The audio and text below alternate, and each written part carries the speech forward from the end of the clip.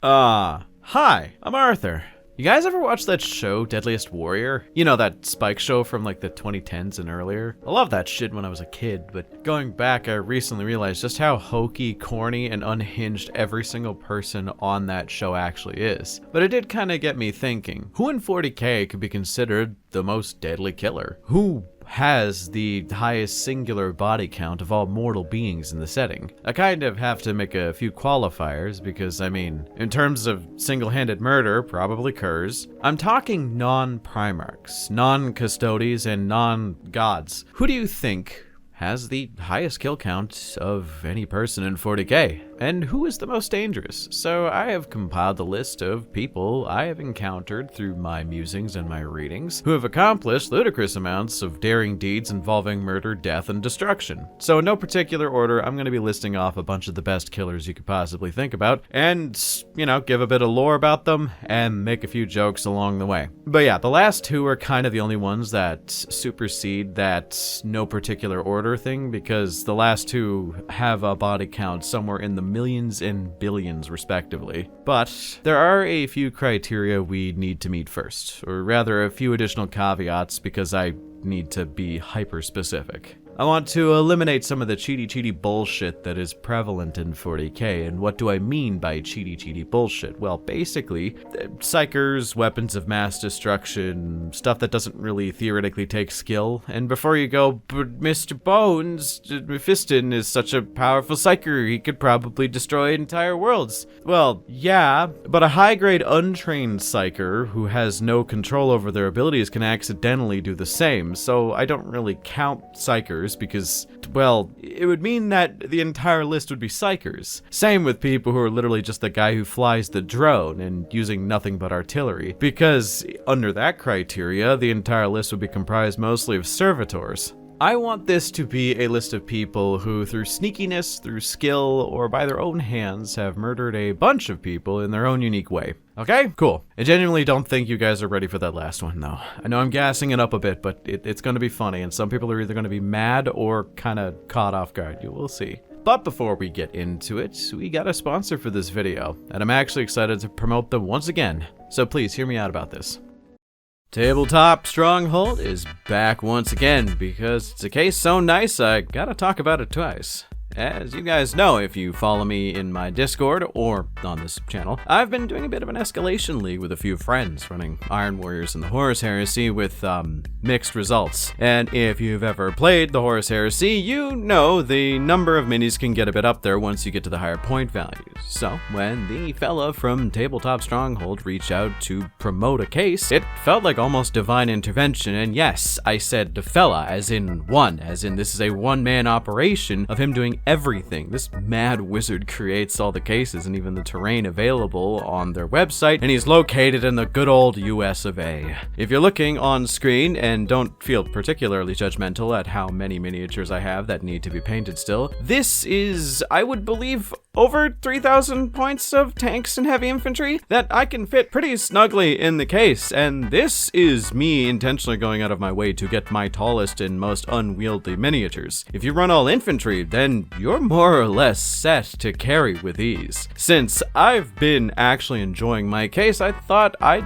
spread the holiday cheer and point you guys in the direction of Tabletop Stronghold so you can take advantage of the end of year sales that are coming up, and those sales are going to range up to 30% off. They made a great addition to my life as well as my army, and I think they would be the same to you. So use my link in the description and pick up what would probably be a wargaming enthusiast's favorite gift this holiday season. And might I add, the cases are all aesthetic as hell. Durable, resilient, and downright pretty. The MagCase 2.0, which is the one that I'm using, is something I'm going to likely use for quite some time, and I hope you guys get the same level of use that I have. So, thanks again to Tabletop Stronghold for sponsoring this video, and let's get back into the 40K bad guys. Okay, so I had to kick this list off with a classic. As I've been reading a lot of guardsman stuff recently, just a topic in 40K I don't cover too much, so I kind of want to be more well-versed in it. I have a lot of books on my to-read list, don't you know? But I'm constantly trying to read more and more, so with all that being said, hey guys! Did you know that a lot of the hype around Slime Marbo is actually, like, real? Yeah, that shit is actually insane, but at the very least, 75% real. Let's not jump ahead, though. Who exactly is this hunk of man meat right in front of us? The last remnant of the Catachan 12th, and a member of the Catachan Devils, which is basically like Tempestus Scions if they didn't wear body armor and lived off a diet consisting of nothing but steak and anabolic growth hormone. But Marbo is different. He is quiet, about 6'8", goes into war zones alone with nothing but a big fucking knife and a custom high-yield armor-piercing Uzi-style pistol, known as a Ripper pistol, I guess. And he usually comes back coated in enough gore to make even the most stoic of Iron Warriors be at least a little unsettled. The man is described in most books he is mentioned in as a living weapon, a literal walking apocalypse. If there is a Xenos general mentioned in some story that Slime Marbo is included in, that Xenos story usually ends with the phrase, "and then Slime Marbo killed it too." Usually keeping their heads to show he succeeded in his mission. His entire original platoon of the Catachan 12th were killed by an Orc Wa, and when a relief force was sent to clean up after them, all they found were a bunch of dead fucking orcs and Slime Marbo standing there with the head of the Orc war boss in his hands with a hole between its eyes. Slime Marbo has killed so many aliens, mutants, and heretics that the Imperium of Mankind's purity forces seriously suspect that there might be something wrong with him. But he is so good at what he does that they just keep using him. He never turns down orders, he never fails, and if it seems like he did fail, it usually just means he's taking a little extra time to get the job done right. Bro is literally just an entity born of John Rambo from the 80s and Chuck Norris jokes from annoying middle schoolers in the 2000s. His model looks cool as shit, and reading over the various reports of what he has done in both codexes and wiki entries that I could find online made me chuckle in so many different ways. If you ever just want a good laugh, just look up any entry about him. He's goddamn hilarious. And if you look at his stat line for Warhammer 40k, you notice that his combat weapon, which is just a knife covered in poison, has a higher strength characteristic than a Space Marine with a combat knife, which is hilarious, but also disconcerting. Man takes his vitamins, what can I say? You know what's scarier than a man who, in an impassioned and bitter fury, can wipe out an entire platoon of aliens 3 times his size? Aliens that are both 3 times his size and also literal killing machines. Yes, the Necron Destroyers are one of the most threatening but interesting entities in the setting of 40k, as they come in numerous different flavors, though the ones that I'm most well versed in and understand the most, and the most we know about, are the Locust and the Scorpec Destroyers. There's obviously other ones like the Ophidian Destroyers and, so on. But the destroyers are often underwhelming in their representation, as there isn't much writing about the other ones other than those two. So what are they? See, most Necron want to have physical bodies back, be flesh and blood, but some realize that that's cringe as That's not what we want. Being an immortal living machine thing is kind of cool. Taking pride in their abilities to take life, and whoopsie-pupsie, eventually they drift further away from what you could call humanity or necronity, and they start modifying themselves, because if they're just an unliving machine, what does it matter if they don't have arms anymore and instead have guns? Eventually, they become what is known as a destroyer. These destroyers are pariahs in Necron community, and thus they tend to band together. These destroyer cults, is what they're called, are shunned, but they do have a purpose. We don't really know what causes this, but I think it's literally the same as becoming a demon prince or just worshipping Nurgle in general. The whole in for a penny, in for a pound mentality of, well, I'm already a robot, might as well get weird with it. So you get shit like the Locust and the Scorpic, who have modified their bodies to do one thing and one thing only: kill as much biological life as possible. But the thing that separates them from normal killers, like, say, Slime Marbo, is that they don't rush. See, they have the ability to take their time, because they won't die of old age. You drop a single destroyer on a planet, they won't plan anything grand sweeping that will take days. No, they will take centuries to wipe out every single living being on a planet. And I mean everything. From the large scale to the small scale, they start with any creature that can defend itself, wiping out multicellular life, then the plant life, and then once all that is taken care of, they remove single-celled organisms like just paramecium and amoebas and shit, and once that's done, they destabilize the planet enough that it can never support life again. The infinite and the divine gives us a lot of this weird planning that they go through in order to wipe out all life in existence. It shows why there's such a threat, as a small group of Necron destroyers were left on a planet for 100 years, and any time they traveled between continents on an archipelago, it was deemed that that island was considered uninhabitable now because they would simply kill everything that lived there. Eventually, they were planning on going to the north and destabilizing the polar caps so that they would melt and flood the entire planet, killing as many things as humanly possible, which likely would end with them going to kill the fish and so on and so forth. They are an interesting part of Necron society. They are seen as disgusting by other Necron because they've strayed away from what a Necron truly is. They are often used only in times of great need, and because they are so good at what they do, they get used instead of just being decommissioned and killed most times. It's the price of getting a job done well. Those two out of the way, I want to cover a guy who has literally like a paragraph of a description and is old as dirt in terms of 40k history. But what we do know is so comical that it's actually hard to take seriously. This coming after we covered Sly Marbos, so do with that what you will, but Space Wolves, hey, they're probably some of the most singular deadly space marines in the setting, as they all are very much melee-oriented berserkers, though that doesn't mean they don't have skill. They also have access to a bunch of random bullshit magical weapons that literally are just wacky nonsense. I'm talking full-on crystal weapons made from the magical bones of a dead ancient kraken. They also have werewolves, so what if I told you that there was a mix of space marine technology, magical bone weapons from a kraken, and werewolves? Well, you put them all together and make one monstrous thing known as Murderfang, with his murder claws and his ability Murder Lust. With a name so stupid, it loops back around to being kind of cool. Murderfang, surprisingly, is not a wolfen. Sort of. He is actually a Space Wolf dreadnought that was dropped on a planet that is described as a hell world, which I don't think actually is a classification, and it was named, I'm not kidding, Omnicide. That is the name of the planet. God, that is up there with Planet Murder from the Horus Heresy. He went into a perma-berserk state once all of his Space Wolf brothers were murdered by the demons and monsters that were on that planet. And we don't know how long he was fighting there, but it was long enough for him to become a raving madman. The Space Wolf showed up to relieve the others that were on that planet of duty and also support them,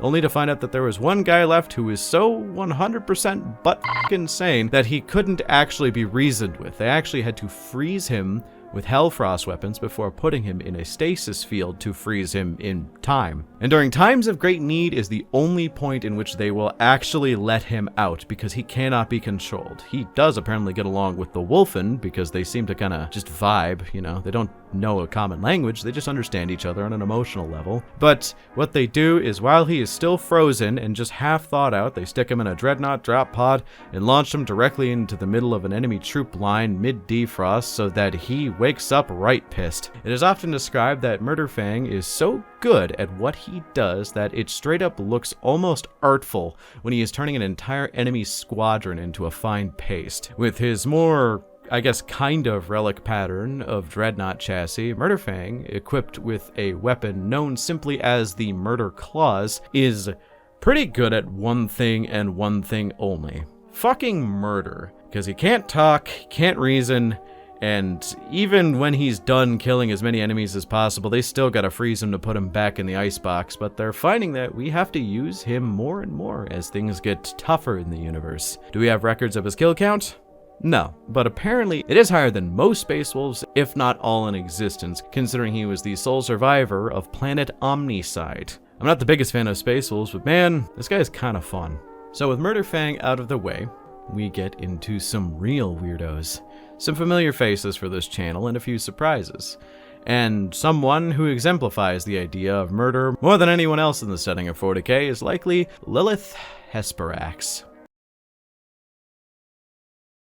she isn't even just a great killer by the standards of the Drukhari. In terms of raw combat ability alone, she is the most dangerous Dark Eldar in existence. Now, would I rather send her a letter telling her off, or as Drew by Elvect? The answer is always going to be her, because the worst thing that she could probably do to me is just kill me in an embarrassing way. But regardless, Lilith Hesperax is a succubus of the Cult of Strife, but that's not the interesting part. The interesting part is that she is literally just built different. She's born differently from everyone else, to the point where most of her Dark Eldar succubus sisters and so on are kind of in a constant state of debate as to what exactly is her deal, whether she's a vat-grown, perfectly made killer, or does she have some kind of special stim she uses to keep herself in that kind of tip-top shape. Or maybe she's some kind of secret avatar to Slanesh, just there to stunt on everybody. The reasoning behind all that is because she is a predator among predators. She is the greatest fighter to have ever entered the gladiatorial combat arenas of Kamara, and there is a reason.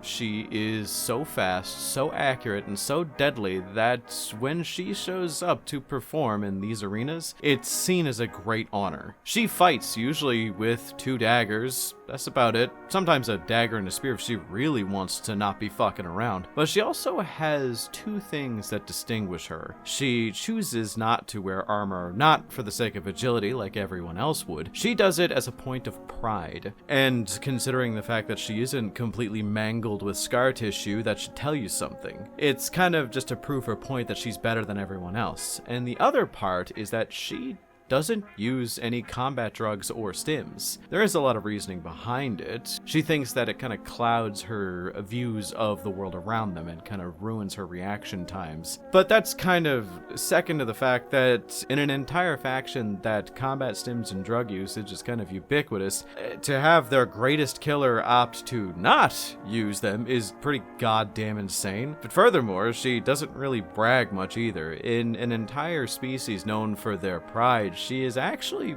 pretty taciturn for some reason, focusing on displaying her skills as her show of pride. She has probably ended thousands, if not hundreds of thousands of people by her hands in ways that can only be described as beautiful. Well, as beautiful as cold-blooded murder could be, you know. The next few fellas can only be described as, okay, let's get the chaos shit out of the way. Starting with my personal favorite chaos champion in the modern setting of 40k is the Death of Saints. A guy that I made a video on a little while back. He is a Khorne-worshipping Night Lord's Chaos Lord, who's actually very well known for getting into duels with incredibly powerful individuals and winning, and also not being a coward, which is kind of rare for Night Lords, you know. It's kind of the reason why he's in charge of his own warband. He's a few thousand years old and is actually so ludicrously dangerous that he is seen as the boogeyman of the Sisters of the Argent Shroud, as he shows up to target them specifically. They always know he is going to come back. No matter his record of death or defeat, he always will come back. It's only a matter of time, and he will exact his bloody toll like he always does. It could be days, it could be weeks, it could be years, it could be centuries, but for some reason, he always comes back. I know we don't have any real records of how many people he's actually dealt with, so I might be fudging numbers here due to favoritism, but due to raw killing potential, he is up there. Not the highest in terms of, like, chaos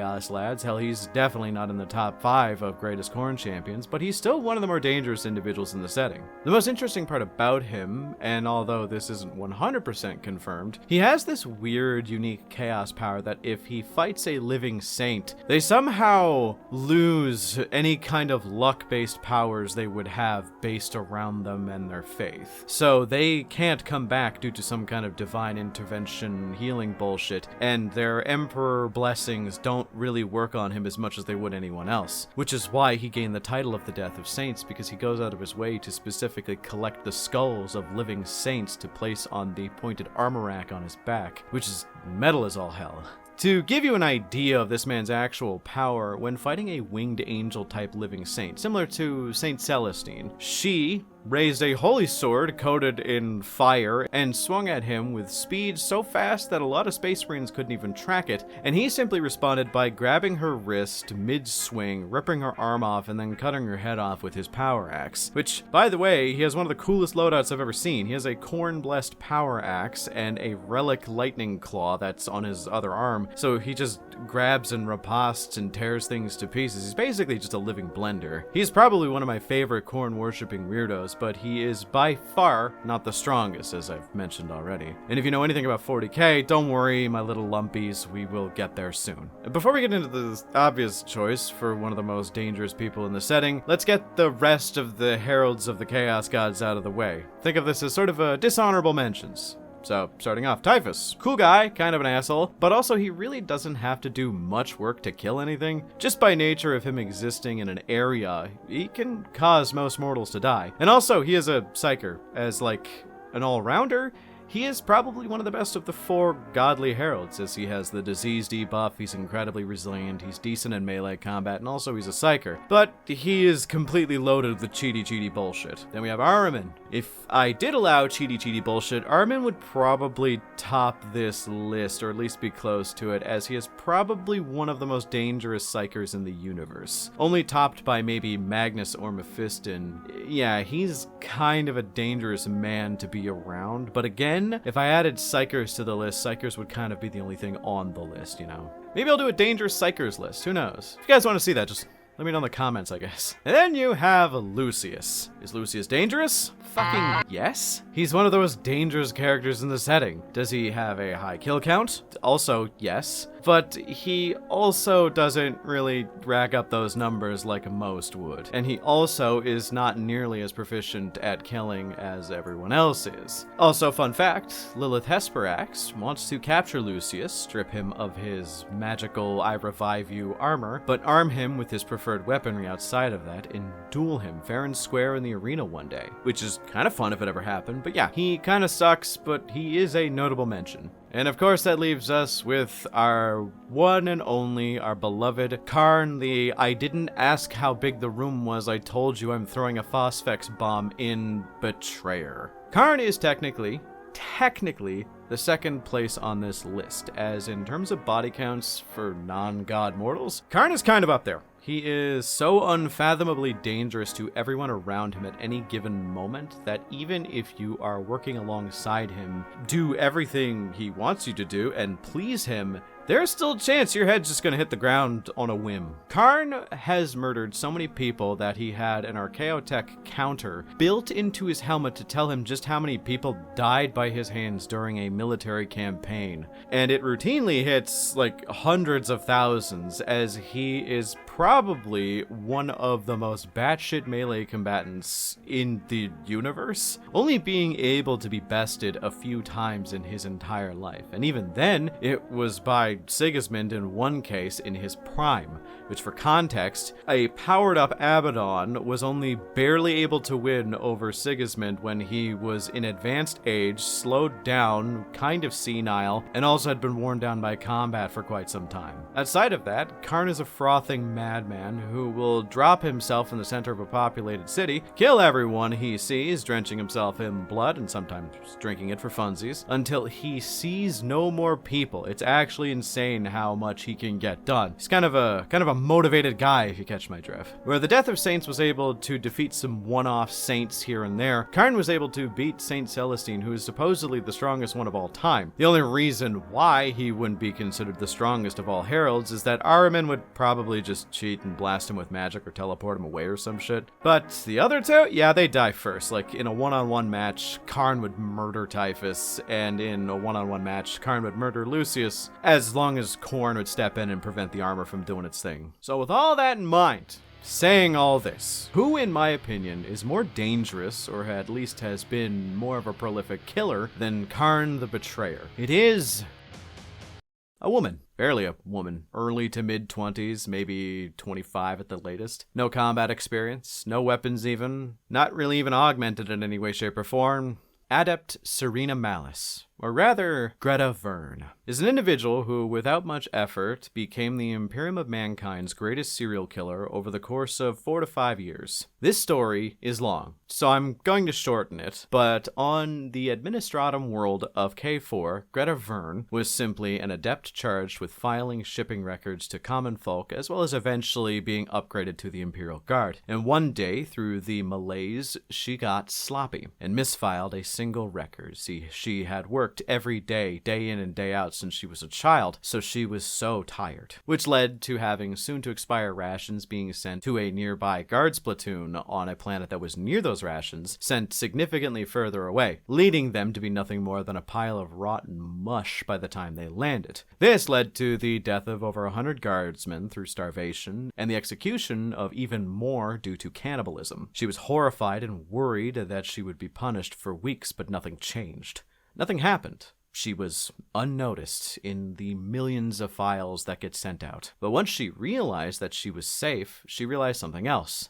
She enjoyed that. She enjoyed the fact she killed so many people with the stroke of a pen, so she did it again and again and again, getting better and better at mismanaging files to the point where a single pen stroke could kill an entire ship's worth of people. Thousands to tens of thousands of people could be erased with a single denial for a refueling of a ship far away from a port. It is stated that she misfiled intentionally with the strategic mind of causing as much death and destruction as possible, 3 to 5 different requisitions every day for, I believe was stated, 4 to 5 years. Which means even on the lowest possible estimate, she has killed hundreds of thousands of people through bureaucracy. And even if you acknowledge the middle estimates to maybe even just tipping the higher end of the estimates, she has killed hundreds of billions of people with just her pen. Now, someone like this can't operate in the shadows for long, and an Inquisitor was coming to investigate her as she was really good at hiding her misfilings after the first, but the first one was the one she was investigated for. But the story of that Inquisitor is for another time, as it involves a lot of interesting twists and turns, and due to the amount of death that she reaped upon this world, she either created or summoned or just got the attention of a warp entity who may not be aligned with any of the Chaos Gods and might be something worse, known as the Watcher in the Rain. Now, I'd love to cover the Watcher in the Rain. I have been diving through the various stories of Warhammer Horror's catalog to mixed results, but I really did like The Watcher in the Rain. I don't want to step on Wes Hammer's toes, though. I know that he did a very good summation of that, and if you want to learn more about The Watcher in the Rain, as well as the story of Greta Ver, go watch his video about it. But if you ever want me to talk about it, I'll gladly do so, because I thought it was a very fun story. But I stand by it. Greta Ver is the most prolific killer in all of 40k history, or rather, she was, but that might be a story for another time. So, what did you all think? Think I made a fun list? Did you think Greta and her weird misfiling killings of so many people was like a good swerve? Let me know in the comments, as well as let me know what killers you think I should cover next if I ever make a second list of this. I love talking about these kind of niche topics, as I like to cross over various pieces of media that I've consumed, as I've carved out a significant portion of my brain for 40k knowledge, and yeah, this is kind of the end result. But yeah, special thanks to my channel members for supporting me. If you want to support me, as well as support my channel and editors, then subscribe and like the video. But if you want to support me more directly, then become a channel member. It is consistently the money I use to expand my operations, as well as pay people so that I can make these longer form videos every week, and engage in other side projects that you guys might not know about. Makes things a lot easier to work with. If you become a member, you gain perks ranging between seeing videos the second they are done, all the way up to a bonus video every second week. Which, if memory serves me correctly, one should be going live tomorrow. Thanks once again for watching. Until next time, fellas, have a great night.